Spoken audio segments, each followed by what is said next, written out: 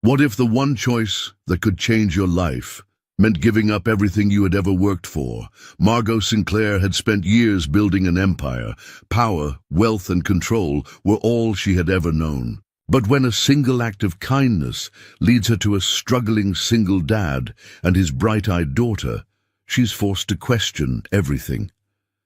How do you walk away from a world that has defined you? And more importantly, what if you don't want to?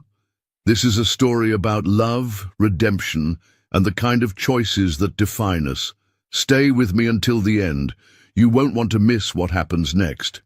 If you love gripping, heartfelt stories, hit that subscribe button and turn on notifications so you never miss a new episode. Now let's begin. Rain pounded against the windshield of Daniel Carter's old pickup truck as he navigated the slick, darkened roads on his way home. The wipers struggled against the downpour, barely keeping up with the relentless sheets of water that blurred his vision. It had been another exhausting day. 10 hours of hauling lumber at the construction site, followed by an evening shift delivering groceries to make ends meet. His hands ached, his back throbbed, and his stomach growled from skipping dinner. But none of that mattered. The only thing on his mind was getting home to his 6-year-old daughter, Sophie. The gaslight flickered on, a reminder of yet another expense he wasn't sure how to cover. He exhaled, gripping the steering wheel tighter.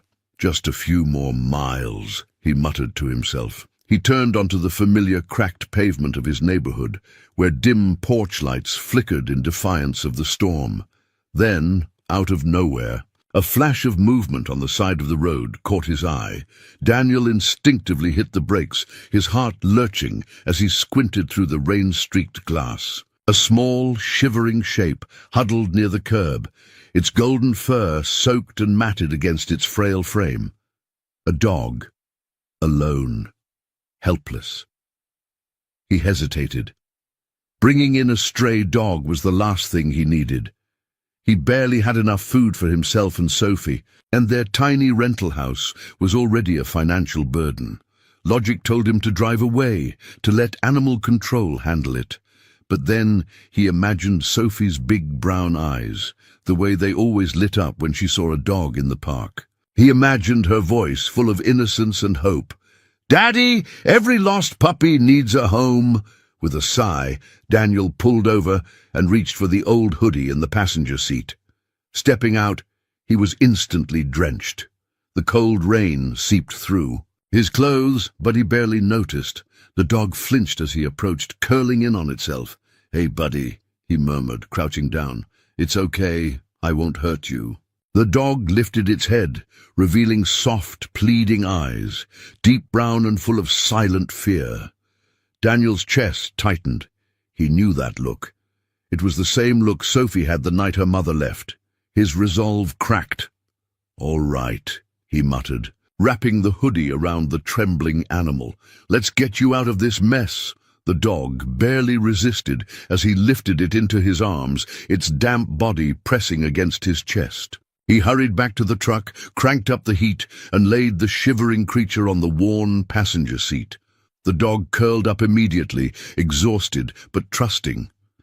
Daniel sighed and ran a hand through his damp hair.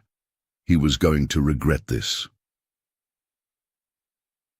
By the time he pulled into his driveway, the rain had slowed to a steady drizzle.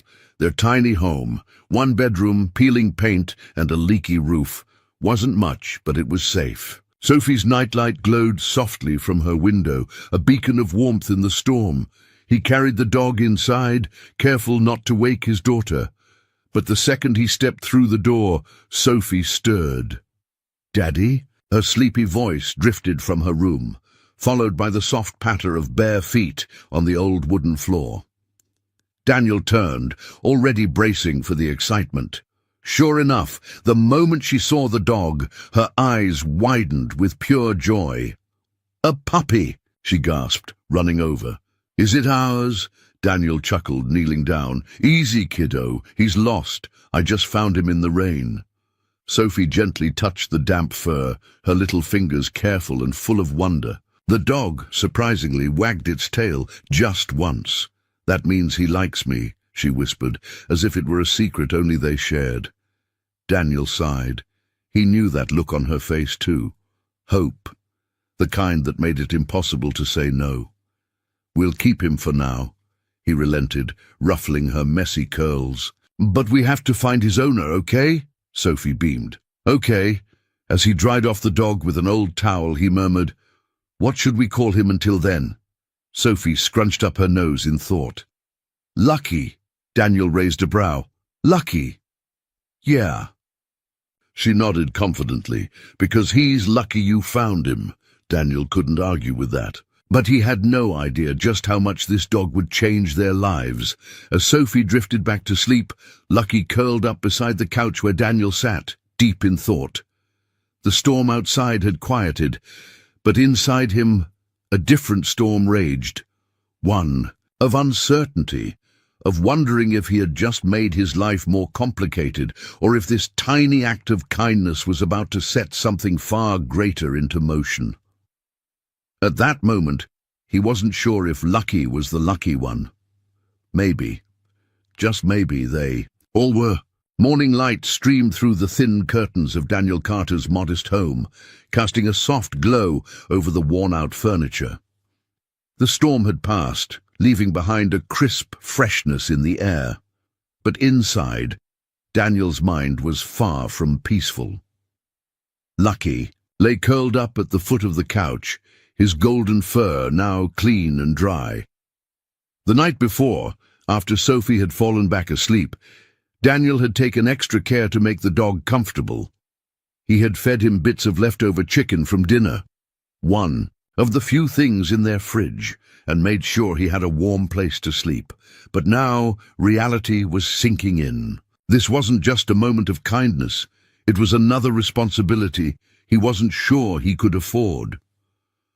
A loud knock at the door shattered his thoughts. Daniel frowned, glancing at the clock. 7:30 a.m. No one ever came by this early. He walked to the door and opened it, expecting to see a neighbor or maybe someone from the leasing office. Instead, he found a woman standing there. She didn't belong here. That much was immediately clear. Dressed in a sleek black trench coat over a perfectly tailored blouse, her auburn hair was styled in an elegant twist.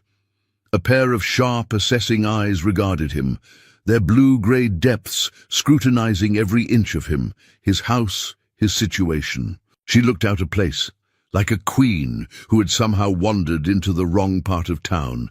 Then he saw the leather leash in her hand.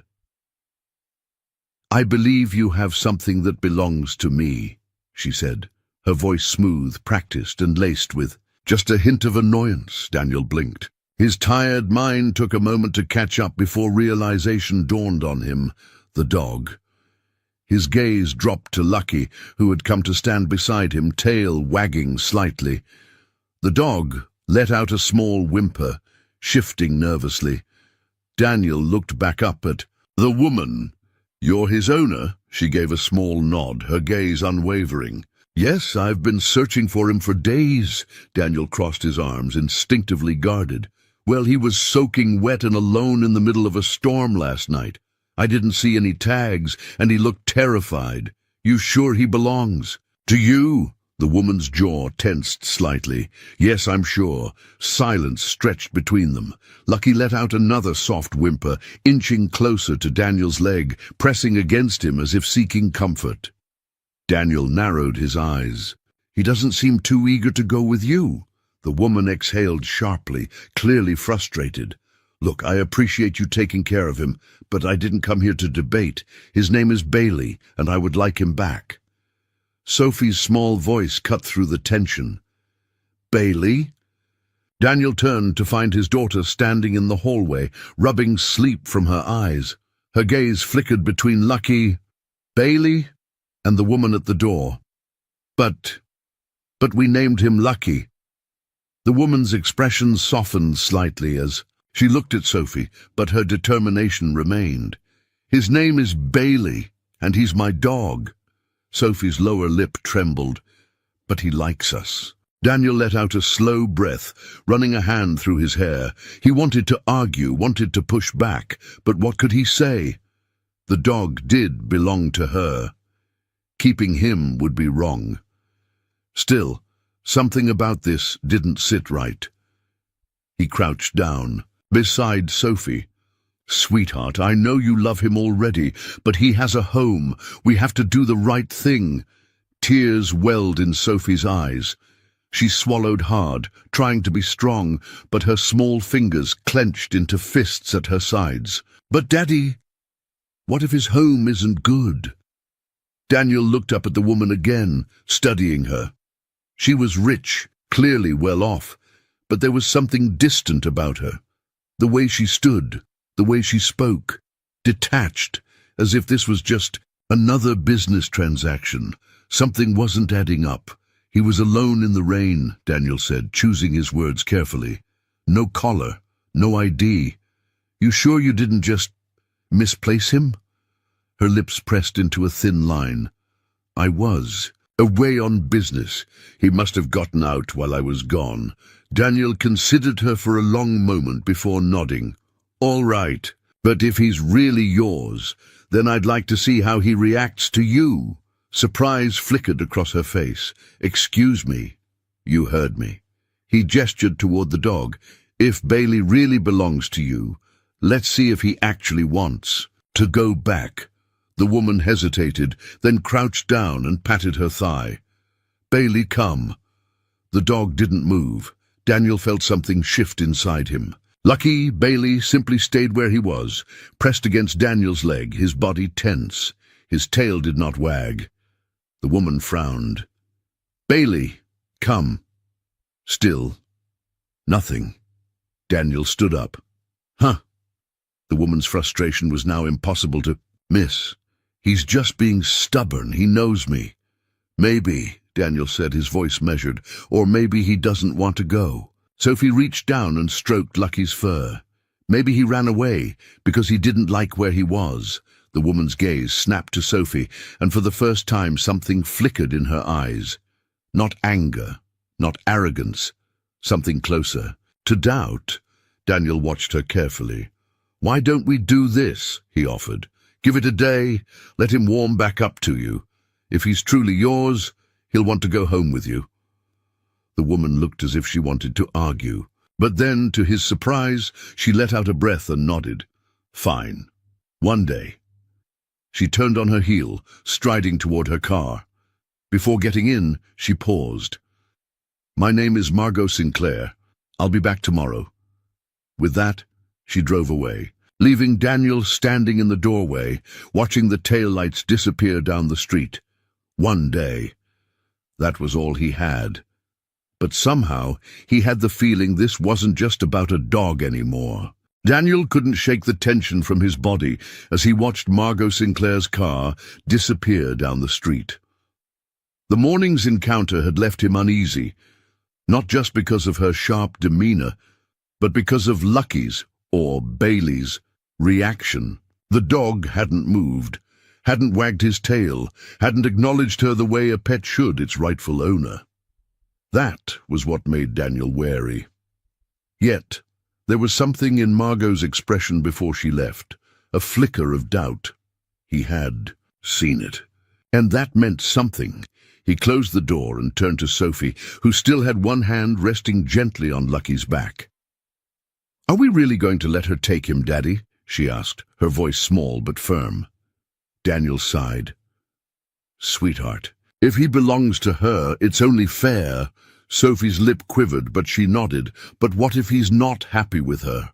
That question gnawed at him as he went about his morning routine, making Sophie breakfast, feeding Lucky, and struggling to ignore the stack of overdue bills sitting on the kitchen counter. He knew Sophie didn't fully understand the weight of their situation, but he did. He knew how close they were to losing everything. A sharp knock at the door pulled him from his thoughts. Daniel exchanged a glance with Lucky, who immediately perked up but didn't move toward the door. That, too, was telling. With a sigh, he opened it. Margot stood on his porch again, this time dressed in a sleek navy blazer and tailored slacks. Her presence felt even more out of place against the backdrop of his modest home. There was no trench coat shielding her this time, no barrier. Between her and the world she had clearly never belonged to. Yet something about her posture suggested she was trying, perhaps for the first time, to step outside her comfort zone. "I'd like to talk," she said simply. Daniel crossed his arms. "About what?" Margot hesitated before exhaling. "About Lucky, or Bailey, whatever you're calling him." He stepped aside, motioning for her to enter. She did, her gaze sweeping over the small living room with its second-hand furniture and Sophie's crayon drawings tacked to the fridge. Daniel saw the moment she took it all in, his reality. But she didn't comment. Instead, she got straight to the point. "I want to hire you." Daniel blinked. "Come again?" She folded her hands. "Bailey, Lucky, he's become attached to you. I don't know why, but he is. And I don't want to traumatize him by forcing him away. So, I propose." "A deal," Daniel frowned. "What kind of deal?" "You help transition him back into my home. A few weeks, maybe a month. I'll pay you generously for your time." A muscle in Daniel's jaw tightened. He wasn't some charity case she could just throw money at. "So what, I become your dog sitter?" Margot lifted her chin. "You become someone who helps him adjust." Silence stretched between them. Sophie, who had been listening quietly, suddenly perked up. "You mean he can stay?" Margot hesitated, then nodded. "For now." Daniel saw the way Sophie's eyes lit up, and for a second his resolve wavered. But then he turned back to Margot. "You can't just buy your way out of this. If he's really yours, why did he run away?" Margot's expression flickered, just for a second, then she smoothed it over. "I was away on business. He must have gotten out." Daniel studied her. There was something missing from her answer, something she wasn't saying. But before he could press further, she spoke again. "I'll pay you $10,000. His breath hitched. 10 grand. That was more than he had made in the last 3 months combined. He could pay rent, buy groceries, keep Sophie from worrying about the lights going out. Margot saw the hesitation in his eyes and pressed forward. "You take care of him, let me visit, and we gradually transition him back." It was tempting, too tempting. He hated himself for considering it. He hated that money had to be the deciding factor, but Sophie needed stability. Finally, he nodded. "All right, I'll do it." Margot extended a hand. When he hesitated, she smirked slightly. "I don't bite, Carter." Daniel rolled his eyes, but shook her hand. And just like that, his life got a whole lot more complicated. Daniel sat on the worn-out couch, staring at the freshly signed contract on the coffee table. The ink was still drying, yet the weight of what he had agreed to had already settled heavily on his chest. $10,000. It was an amount he couldn't afford to refuse, but the moment he shook Margot Sinclair's hand, he knew his life had just taken a turn he wasn't prepared for. Sophie, oblivious to the gravity of the situation, knelt beside Lucky, gently scratching behind his ears. "This means we get to keep him, right, Daddy?" Daniel forced a smile, running a hand through his hair. "For now, sweetheart. Just for a little while."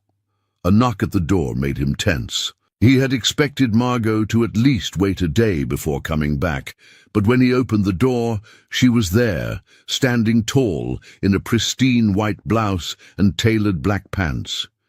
She looked out of place against the backdrop of his modest home, yet for the first time there was something different about her stance, an unspoken hesitation. "I'd like to start today," she said, her tone measured but firm. Daniel stepped aside, gesturing for her to enter. Lucky immediately tensed, but didn't bolt. His tail remained still, ears perked, eyes wary. The reaction didn't go unnoticed. Margot set down a designer handbag, kneeling on the floor at a deliberate, careful pace. "Hey, Bailey," she murmured. "It's me. Do you remember?" Lucky lowered his head slightly, but didn't move closer. Sophie, watching the exchange, leaned against Daniel's leg and whispered, "He's scared." Margot's expression faltered just for a second before she straightened. "This will take time," she admitted, more to herself than anyone else. Daniel crossed his arms. "Dogs don't just run away for no reason. You never told me why he left." Margot exhaled, standing. "I was out of town on business. My house staff was supposed to take care of him. I came home and he was gone. That's all I know." "That's not all," Daniel said flatly. "Because he's not running to you now?"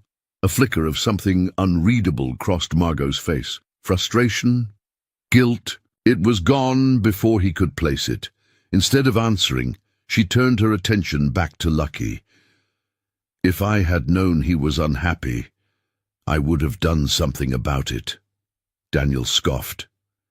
"Maybe you should have spent more time with him in the first place." Margot's head snapped toward him, her eyes sharp. "You don't know anything about my life." "I know enough." Daniel held her gaze. "You're rich, powerful, and used to getting what you want. But this isn't about money. It's about trust. And right now you don't have his." Margot's lips parted, as if she was about to snap back, but then, as if catching herself, she sighed. "You're right." That took Daniel by surprise. He wasn't used to people like her admitting fault. Margot ran a hand over her temple, her composed exterior showing its first signs of wear. "I've been so focused on work that I never noticed if something was wrong. I just assumed." She stopped herself and shook her head. "I don't want to assume anymore. That's why I'm here." For the first time, Daniel saw something beyond the cold, business-like demeanor. A woman who was genuinely trying, even if she wasn't sure how. Sophie suddenly perked up. "Maybe if you do something nice for him, he'll start to trust you again." Margot turned toward her, the edges of her lips softening. "Like what?" Sophie beamed. "He loves belly rubs and treats, and Daddy says the way to a dog's heart is through his stomach." Daniel coughed, giving Sophie a side-eye. "I said that about people." Margot hesitated, then slowly reached into her handbag, pulling out a bag of high-end dog treats. "Well, I did come prepared." She held out a treat, but Lucky didn't move. Daniel and Sophie watched, waiting, but the dog only sniffed the air, hesitant. Then slowly, carefully, Lucky inched forward, taking the treat from Margot's fingers. A breath Daniel didn't realize he had been holding slipped from his chest. Margot's expression remained neutral, but the slight relief in her posture was undeniable. Sophie clapped her hands. "See, it's working." Margot nodded, still watching Lucky as he chewed. "It's a start." Daniel wasn't sure if she was talking about the dog or herself. The air between Daniel and Margot had settled into something precarious, not quite trust, not quite hostility. It had been a few days since their arrangement had begun, and while Margot had kept her word about visiting Lucky daily, progress remained slow. Lucky tolerated her presence, but that was the best Daniel could say. He still hesitated before approaching her, still favored staying close to Sophie and Daniel rather than going to the woman who claimed to be his owner. Margot, to her credit, never forced it. She let Lucky keep his distance, and for that, Daniel felt a begrudging respect. Still, something about her didn't sit right with him. She was too careful, too controlled. He had seen people try to mask their emotions before. He had been one of them. But the way Margot did it, it was almost too practiced, like she had spent years perfecting the art of shutting the world out.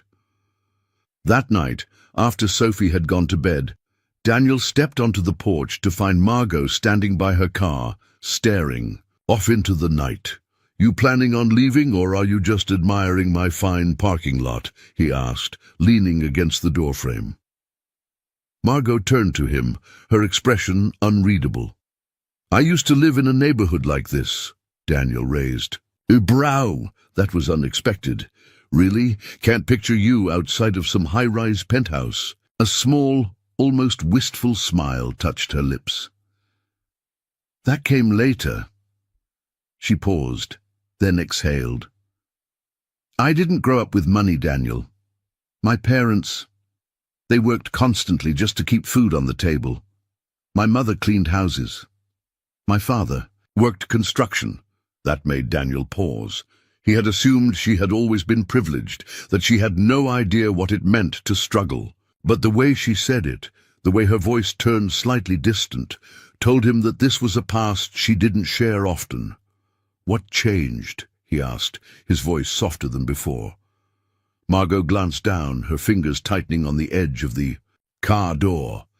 "My father died when I was 16, a workplace accident, no insurance, no compensation, just gone."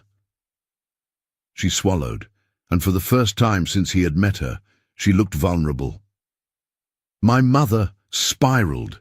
She did her best, but she wasn't the same after that. I realized if I didn't get out, I'd end up stuck in the same cycle. So I fought. I took out loans, worked 3 jobs, and clawed my way into college, then into law school, then into business." Daniel was silent for a moment. He had never imagined Margot Sinclair had ever known hardship. She had carried herself with such effortless confidence, the kind only money and power seemed to grant, and yet here she was, someone who had once stood exactly where he was now. "That's why you work so much," he murmured. Margot nodded. "When you spend your whole life fighting to survive, it's hard to stop, even when you don't have to anymore." Daniel exhaled, looking out at the dark street. "I get that." And he did, more than she probably realized. They stood there, and for a while, neither speaking. The tension between them had shifted, not gone, but different, less adversarial, more understanding. Margot finally broke the silence. "What about you?" she asked. "I can tell you weren't always here." Daniel chuckled dryly. "You sure about that?" "Yes." She turned to him fully now, studying him with those sharp blue-grey eyes. "You carry yourself like someone who's had more, who lost it." It was eerily accurate. Daniel sighed, running a hand over his face. "I was married once. We had a good life, or at least I thought we did. My wife, Sophie's mother, she wanted more than what I could give her, so she left." Margot didn't react, didn't look surprised. Instead, she simply asked, "And you? What did you want?" Daniel hesitated, then glanced back inside. The house, where Sophie was fast asleep. Just this, a simple life, one where my kid knows she's safe, one where I'm enough. Margot held his gaze for a long time, something flickering in her expression. Understanding, recognition, maybe even regret. Finally, she nodded. "Then I guess we're not so different after all." Daniel wasn't sure what to say to that, so he didn't say anything at all. Instead, they stood there a little longer, 2 people from opposite worlds who had more in common than either had expected. And for the first time since she had walked into his life, Margot Sinclair didn't feel quite like a stranger anymore. For the first time since their uneasy arrangement had begun, Daniel found himself watching Margot rather than simply tolerating her presence. The layers she had slowly started to reveal intrigued him. She wasn't just the icy, business-driven woman he had assumed. Beneath the wealth and polished exterior was someone who had fought, just like he had, to survive. But understanding her didn't mean trusting her. Not yet. It had been nearly a week since their agreement started. Margot visited daily, always. Impeccably dressed, always with some new high-end treat or toy for Lucky. She was trying, that much was clear. But Lucky was still hesitant, accepting her presence but not yet embracing it. The dog's caution mirrored Daniel's own. Margot was making an effort, but was it genuine, or was she simply fulfilling an obligation? That morning, Daniel was fixing a loose step on his porch when Margot's sleek black car pulled up to the curb. Lucky lifted his head from where he lay at Daniel's feet but didn't move. The dog was still wary, though Daniel could see the faintest hint of recognition in the way Lucky's ears perked slightly when Margot stepped out of the car. No, you don't have to keep showing up with gifts," Daniel remarked, standing as she approached. Margot raised a brow. It's not bribery. It's an effort. Effort doesn't always need a price tag. She sighed, glancing at Lucky before returning her gaze to Daniel. You think I don't know that? Before he could respond, a new voice cut through. The tension. Well, isn't this interesting? Both Daniel and Margot turned to see a tall, impeccably dressed man stepping out of a luxury car parked just a few houses down. His sharp features, neatly styled hair, and the casual arrogance in his posture made it clear he was someone used to getting what he wanted. Margot's posture stiffened immediately. Nathan. Daniel felt an instant dislike settle in his gut. Nathan sauntered toward them, his expensive shoes barely making a sound against the pavement. His gaze flickered to Daniel, sizing him up before settling on Margot with a smirk. I was wondering where you'd been sneaking off to lately. Margot crossed her arms. What are you doing here? Nathan feigned innocence. What, no warm welcome? And here I thought we had history. Daniel's fists clenched at his sides. There was something about Nathan, too smooth, too rehearsed, too entitled, that set him on edge. He didn't know the full story between him and Margot, but he didn't need to. He had seen men like Nathan before, the kind who thought money and charm made them untouchable. Margot exhaled sharply, clearly irritated. I don't have time for whatever game you're playing, Nathan chuckled. Oh, but I think you do. See, I heard an interesting rumor. You've been spending quite a bit of time in this part of town with a single father, no less. People are starting to talk. Daniel took a step forward, his voice even but firm. If you have something to say, just say it. Nathan turned his full attention to him, his smirk never wavering. Ah, so you're the one she's been slumming it with. Margot's expression darkened. Nathan, Daniel didn't flinch. If by slumming it, you mean taking in care of my daughter, working 2 jobs, and actually earning what I have, then yeah, that's me. Nathan let out a short laugh, shaking his head. I have to say, Margot, I never pictured you settling for something so simple. Margot's hands curled into fists. That's enough. But Nathan wasn't done. He turned back to Daniel, his smirk sharpening. I'm just curious. What exactly do you think is happening here? Do you honestly believe she's going to trade in her penthouse and designer wardrobe for this? He gestured vaguely to the small, worn-down house behind Daniel. Because I can promise you, that's not who Margot Sinclair is. Daniel held his ground, refusing to take the bait. You done? Nathan tilted his head as if considering. Then, as if suddenly remembering something, he reached into his pocket and pulled out a sleek checkbook. Flipping it open, he scribbled something down, tore the check free, and held it out to Daniel. Here, consider this a favor. Walk away. Daniel didn't even glance at the amount. He took the check, ripped it in half without breaking eye contact, and let the pieces fall to the ground. Not for sale. For the first time, Nathan's smirk wavered. Margot took a step forward, her voice steely. Nathan, leave now!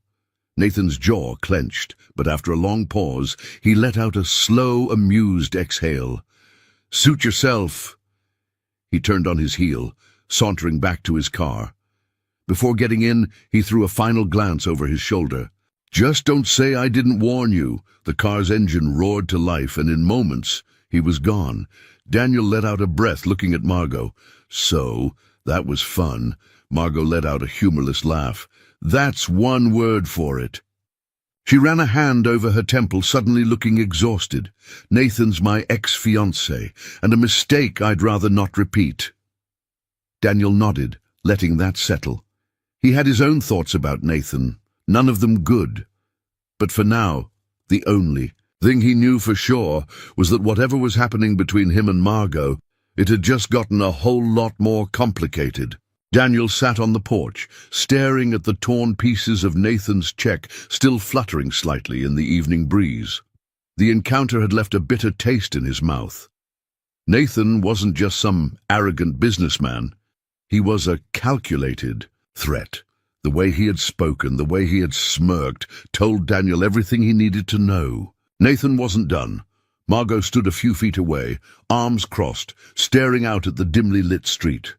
She'd been silent since Nathan left, the tension in her body evident. Finally, she exhaled and turned toward him. "I didn't expect him to show up here," Daniel scoffed. "Well, he sure had a lot to say, and a check to offer." Margot's expression darkened. "Nathan doesn't like losing, and more than that, he doesn't like when I make decisions that he can't control." Daniel studied her. "Is that what this is? You defying him?" She met his gaze, something unreadable flickering in her eyes. "No, this is me choosing what I want." Silence hung between them. Daniel wanted to believe her, wanted to trust, that she wasn't just here to prove a point to her past, but something about this entire situation felt fragile, like one wrong step would send it all crashing down. Lucky, sensing the tension, whined softly and nudged against Daniel's leg. He absent-mindedly scratched behind the dog's ears. Margot hesitated before crouching down, extending her hand toward Lucky. "You trust him, don't you?" she murmured, watching as the dog inched forward slightly. He sniffed her fingertips, but didn't move closer. Still hesitant, still unsure. Just like Daniel, she pulled back with a small, almost wistful smile. "Maybe one day." Daniel ran a hand over his face, exhaling. "Look, Margot, I don't know what this is, or where it's going, but if Nathan is willing to throw around money just to get rid of me, what does that mean for you?" She stood slowly, dusting off her slacks. "It means he's scared," Daniel chuckled dryly. "Of what?" Margot tilted her head. "That maybe, just maybe, I've finally stopped letting him dictate my life." The honesty in her voice caught him off guard. He had spent so much time assuming she was just another version of the world Nathan came from, cold, untouchable. But here she was, choosing to stand her ground, choosing to stay. Before he could say anything else, Sophie's voice rang from inside the house. "Daddy, dinner's ready." Daniel turned toward the door, hesitating. When he glanced back at Margot, she was already taking a step away. "You should go," she said softly. "She needs you." There was something final in her tone, a subtle shift that made Daniel's chest tighten. "And you?" he asked. Margot smiled faintly, though it didn't quite reach her eyes. "I need to figure out what I'm doing next." He wanted to stop her, to tell her to stay, to tell her that maybe, just maybe, there was something worth fighting for here. But he didn't. Instead, he nodded. "All right." She lingered for a second longer before turning toward her car. As she opened the door, Lucky let out a small whine. Margot paused, glancing at the dog one last time. Then, without another word, she got in and drove away. Daniel stood there watching the taillights fade into the distance. A part of him knew this wasn't the end. But right now, it sure felt like goodbye. The silence in Daniel's house felt heavier after Margot left. The sound of her car fading into the night lingered longer than it should have, settling in his chest like a weight he couldn't shake. Lucky lay curled at his feet, his tail flicking, slightly in restless agitation, as if he too sensed that something had shifted. Sophie's voice cut through the quiet. "Is Miss Margot coming back tomorrow?" Daniel hesitated. "I don't know, sweetheart." Sophie frowned, twirling her fork in her plate of spaghetti. "But she said she was trying." Daniel sat down across from her, rubbing a hand over his face. "Sometimes, even when people try, things don't go the way they want."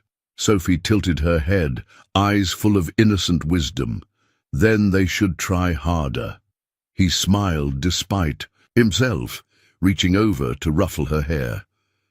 "You're smarter than me, kid." That night, sleep didn't come easily. Daniel tossed and turned. The memory of Margot's face before she left burned into his thoughts. There had been something unspoken in her eyes, a kind of quiet resignation that he hated, but whatever was happening between them, he didn't have time to dwell on it.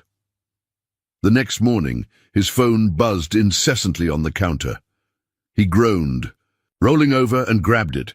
The caller ID flashed a number he didn't recognize. Normally he would have ignored it, but something in his gut told him to answer. "Daniel Carter?" a clipped professional voice asked. "Yeah, who's this?" "This is Melissa Grant from Sinclair Enterprises. We need to speak immediately." His brows furrowed. "Sinclair Enterprises?" "Yes," the woman said sharply. "I assume you're aware of the article that was published this morning?" Daniel sat up fully now, his pulse ticking up a notch. "Article?" A pause, then a sigh. "You should check for yourself. I'll hold." Heart pounding, he grabbed his laptop, fingers moving faster than his brain. The moment the homepage loaded, he saw it. Sinclair Heir's secret life, powerful CEO tangled in small-town love affair. Daniel felt his stomach drop. His name wasn't in the headline, but it didn't need to be. The article had pictures, photos of Margot leaving his house, of them standing too close together on his porch, of Lucky sitting between them like a shared secret. The implications were clear. Margot, Sinclair, billionaire, CEO, had fallen for a struggling single dad. "This is some kind of joke," he muttered, scrolling further. But it wasn't. The article painted an entire narrative, that Margot had been secretly seeing him, that she was hiding a double life, and that their connection was unprofessional at best, scandalous at worst. And then he saw Nathan's name. Nathan Pierce, a close source to Sinclair Enterprises, commented on the situation, stating that Margot has been making reckless choices lately. "I hope she comes to her senses before it's too late." Daniel gritted his teeth. Of course. This wasn't just gossip. This was Nathan controlling the story, planting the seeds of doubt in Margot's world. Melissa's voice brought him back. "Mr. Carter, are you still there?" "Yeah." He exhaled, pressing his fingers to his temple. "What does this have to do with me?" Melissa hesitated. "Miss Sinclair is in a board meeting right now. There are concerns about how this situation affects the company. We need you to—" "To what?" Daniel snapped. "Walk away?" Another pause. Then, carefully, "It would be in everyone's best interest if this situation didn't escalate." His hands clenched into fists. "You mean if I disappeared?" Melissa didn't confirm it. She didn't have to. Daniel let out a sharp breath, staring at the screen again. Margot had fought so hard to escape being controlled, and now here it was, her past and present colliding in the ugliest way possible. "I need to talk to her," he said. "That won't be possible right now." Daniel gritted his teeth. "Then I'll find a way." Meanwhile, across town, Margot sat in a high-rise conference room, her hands gripping the table. Her board members spoke in sharp, clipped tones around her, dissecting the scandal, throwing around words like reputation risk and damage control. But all she could focus on was the man sitting across from her. Nathan. Smug, composed, leaning back in his chair, as if he had orchestrated every piece of this perfectly. Margot's blood boiled. He had. "Margot," one of the senior board members was saying, "we need to issue a statement. Publicly distance yourself from Carter before this gets any worse." Her stomach twisted. She knew this moment would come, knew how ruthless this world was. But knowing didn't make it easier. She thought of Daniel, of Sophie, of the simple life that had made her feel more human in just a few weeks than she had in years. And then she thought of the company she had built, the empire she had fought tooth and nail for. If she didn't choose carefully, she could lose it all. Nathan's voice cut through the chaos. "Margot, don't be foolish. You know what you need to do." She looked at him then, really looked, and for the first time she saw exactly what. He wanted power, control, her submission. Her hands curled into fists. Not this time. She straightened her spine, her voice steady as she said, "I need to think." Nathan smirked. "Of course, but don't take too long. You don't want to regret this." She met his gaze, steel in her own. "No, I don't." Margot stood, ignoring the calls of the board behind her. There was only one place she needed to be, with the man who had never asked her to be anything but herself, and she wasn't going to let him go that easily. The world outside felt quieter than usual, but inside Daniel's home, a storm raged. The article had done its damage. Margot was being crucified by the press, her company demanding an immediate response, and Daniel, he was left holding the shattered pieces of something that had barely begun. He had spent the past 24 hours trying to reach her. Every call went to voicemail, every text left unread. Sophie sat on the couch, hugging Lucky, her wide eyes flickering between Daniel and the unopened newspaper on the table. She wasn't old enough to understand everything, but she knew enough to feel the tension suffocating the house. "Daddy," she whispered, "is Miss Margot in trouble?" Daniel exhaled and sat beside her. "Yeah, sweetheart, she is." Sophie frowned, gripping Lucky's fur a little tighter. "Why don't we help her?" Daniel hesitated. How could he explain the politics, the media, the power plays? How could he explain that Margot might not even want his help? Before he could answer, Sophie slipped off the couch, determination lighting up her little face. "I'm gonna help." Her? Daniel blinked. Sophie? But she was already marching toward the kitchen, pulling out crayons, markers, and a sheet of paper from her backpack. He watched in silence as she poured every ounce of her heart into whatever she was creating. She pressed the crayons so hard against the page that their tips nearly broke, her small fingers working furiously. When she was done, she held up her creation. "I need to give this to her." Daniel swallowed as he took in the drawing. Margot, him, Sophie, Lucky, all standing together hand in hand, and above them in bold, uneven letters the words, "Family stays together." His throat tightened. "Sophie." She held it to her chest like a lifeline. She needs to know she's not alone. Daniel had been fighting this battle alone, trying to figure out what to do, but leave it to Sophie to cut through all the noise with a simple, undeniable truth. Margot wasn't alone, not if she didn't want to be. Margot's penthouse was locked, down tighter than a fortress. Security posted at every entrance. The fallout from the scandal was worse than she had anticipated. She had expected criticism, expected the board to be unhappy, but she hadn't expected the complete media frenzy outside her door, nor the vicious online attacks aimed at both her and Daniel. A part of her wanted to hide, to let it pass, to take the easy way out and issue the statement Nathan and the board expected. But another part of her, the part that had found something real in Daniel and Sophie, wasn't ready to walk away. A knock at the door made her jump. Her assistant, Melissa, peeked in. "Margot, you have a visitor." Well, 2 visitors. Margot frowned. "I told security I wasn't seeing anyone." Melissa hesitated before stepping aside, revealing Daniel and Sophie standing in the hallway. Margot's breath caught. Sophie, holding her drawing tightly, looked up with those big brown eyes and whispered, "Miss Margot, please don't go away." Margot's heart cracked straight down the middle. She didn't trust herself to speak, so she knelt down instead. "Sweetheart, why would you think I'd go away?" Sophie hesitated before holding up her drawing. "Because people are saying mean things about you. But Daddy says when things get hard, family stays together." Margot stared at the picture, at the simple but powerful declaration. Family stays together. Tears burned at the edges of her eyes. Daniel cleared his throat. "We're not here to make things harder for you, Margot. But if you're going to walk away, we need to hear it from you, not from the headlines." Margot gripped the edge of the drawing, her fingers trembling. She had spent her life choosing power over vulnerability, security over risk. But staring at the 2 people in front of her, she realized something profound. She didn't want to choose power this time. She wanted to choose them.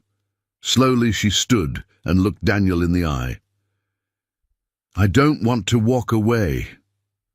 Relief flickered across his face, but he still held back. "Then what do you want?"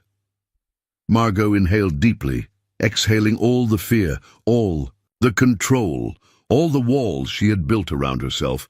And then she did something she hadn't done in years. She let herself believe in something more. "I want to fight."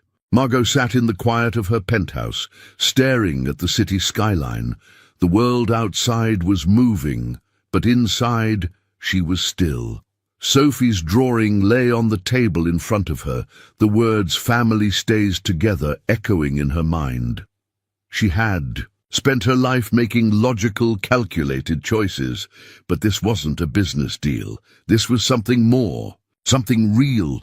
Her phone buzzed with a dozen missed calls and texts from her board, PR team, and even Nathan.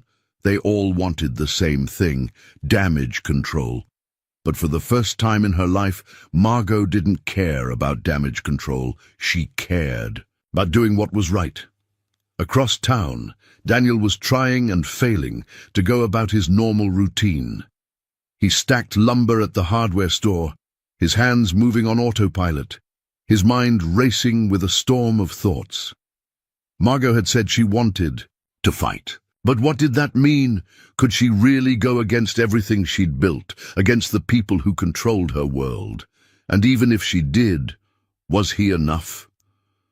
"Carter, you're zoning out," his co-worker grumbled, tossing a set of nails into a bin.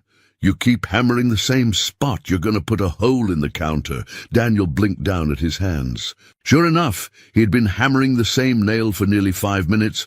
"I gotta go," he muttered, tossing his apron aside. Margot didn't have a plan. Not yet, but she had conviction. That was a start. She walked into her company's headquarters, with her chin held high, past the assistants who whispered behind her, past the executives who watched her like she was walking into battle. Which she was. The boardroom was full, every seat occupied. Nathan sat at the far end, looking like a king surveying his kingdom. The moment she entered, the murmurs died down. Nathan leaned back, smirking. "Margot, finally decided to come to your senses." She placed both hands on the table. "I have." The board members exchanged glances. One of the older men adjusted his glasses. "So you'll issue the statement?" Margot's eyes didn't waver. "No."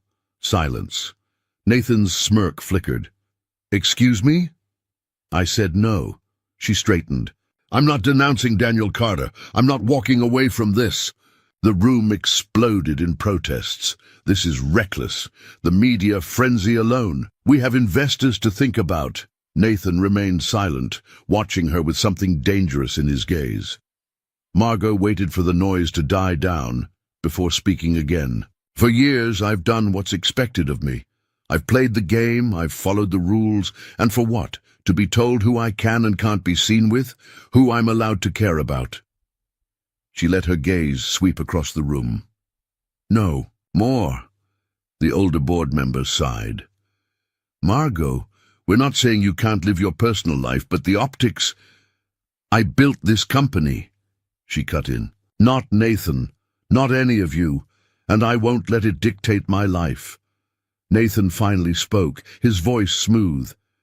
"You're making a mistake." Margot met his gaze. "No, I'm finally making a choice for myself." Nathan leaned forward, resting, his elbows on the table.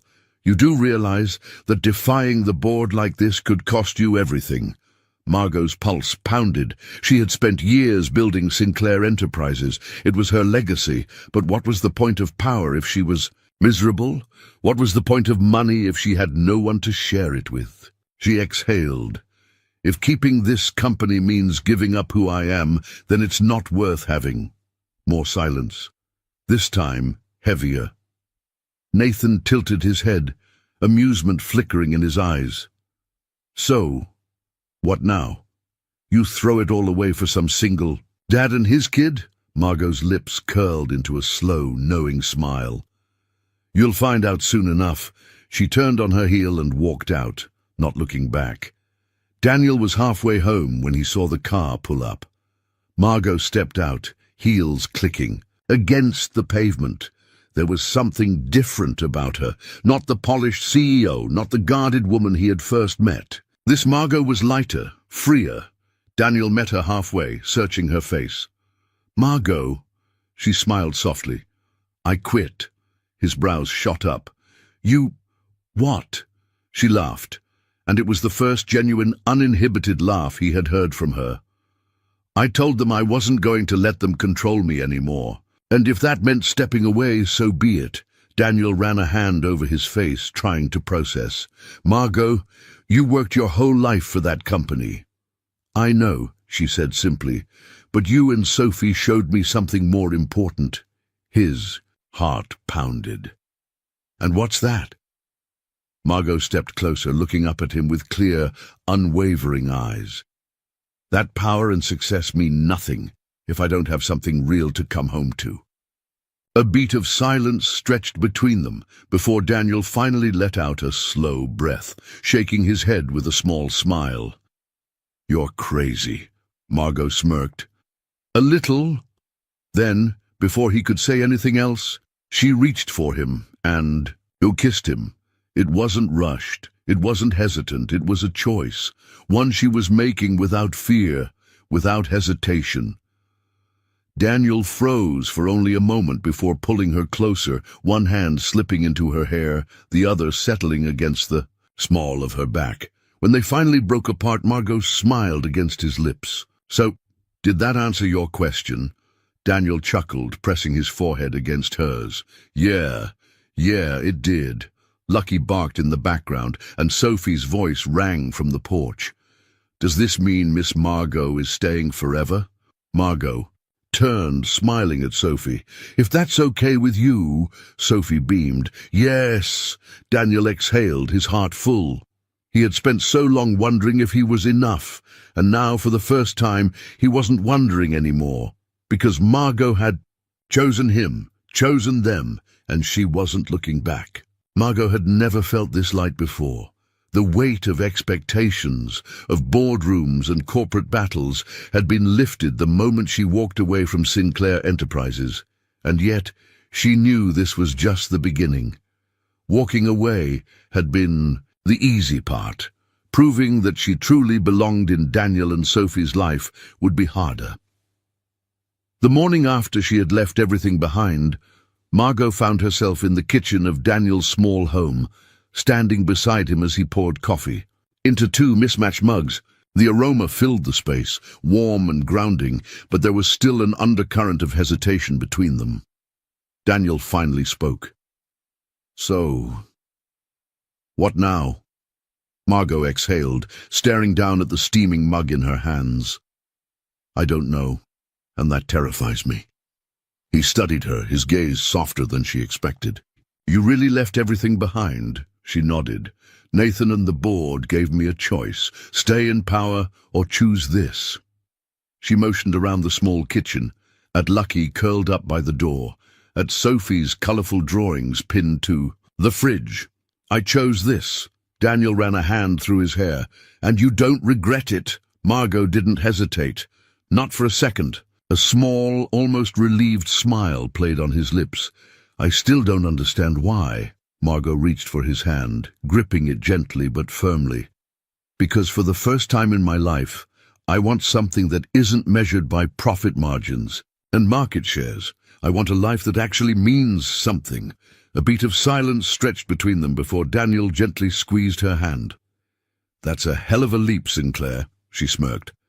"I'm learning to take risks." But the world wasn't ready to let Margot go so easily. That afternoon, as she stepped onto the porch, her phone buzzed with a call from an unknown number. Against her better judgment, she answered. "Margot Sinclair," came Nathan's voice, smooth and controlled. "I hope you're enjoying your little vacation." Her grip tightened on the phone. "What do you want, Nathan?" "Just checking in. You know, watching you walk away was quite the show. Investors are panicking. Headlines are brutal. You really know how to make an exit." Margot gritted her teeth. "Goodbye, Nathan."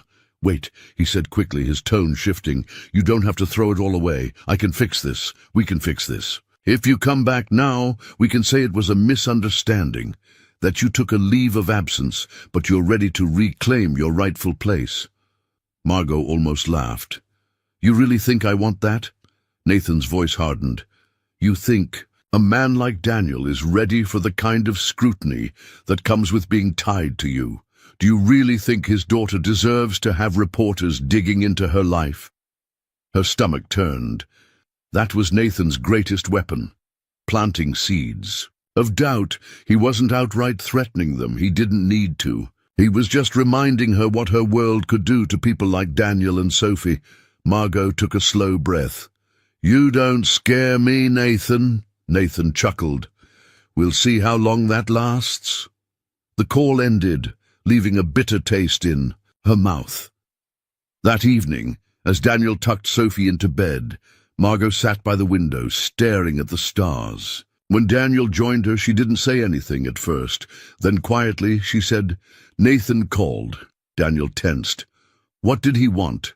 She turned to face him, vulnerability etched into her features. "To remind me that people like me don't leave his world without consequences." Daniel exhaled, rubbing his face. "You're really done with that life?" Margot nodded, swallowing hard. "I need you to believe that." Daniel studied her for a long moment before nodding. "I do." She reached for his hand, but this time Daniel was the one who didn't hesitate to hold on. Margot let out a breath she hadn't realized she was holding. Then, slowly, she unclasped the delicate, expensive watch on her wrist. The last real piece of the life she had left behind. She placed it on the windowsill, leaving it behind as she turned fully to Daniel, because for once she had chosen love over power, and she had no intention of turning back. Margot had faced countless high-stakes negotiations in her life, but none of them had ever compared to this, rebuilding a life from scratch, with no safety net, no guarantees, just love, and the terrifying hope that it would be enough. The next morning, she woke up to the scent of coffee drifting through the small house. It was such a simple thing, but it felt like home in a way she hadn't realized she was missing. Daniel was in the kitchen making breakfast, and for the first time in forever, she wasn't waking up to a boardroom crisis or a media firestorm. She padded over, wrapping her arms around him from behind. "You cook now?" Daniel smirked. "Barely." Margot glanced at the pan, where a half-burnt pancake sizzled questionably. She laughed, leaning her head against his shoulder. "Points for effort." Daniel turned, his arms sliding around her waist. "So, do we have a plan, or are we just winging it?" Margot thought about that for a moment. For years, her life had been carefully planned, every step calculated, but now she wanted to embrace the uncertainty. "We're winging it," she said. Daniel grinned. "Good. I was hoping you'd say that." That afternoon, while Sophie played outside with Lucky, Margot sat at the kitchen table, flipping through job listings. Her phone buzzed, and when she glanced at the screen, her stomach twisted. An email from Sinclair Enterprises.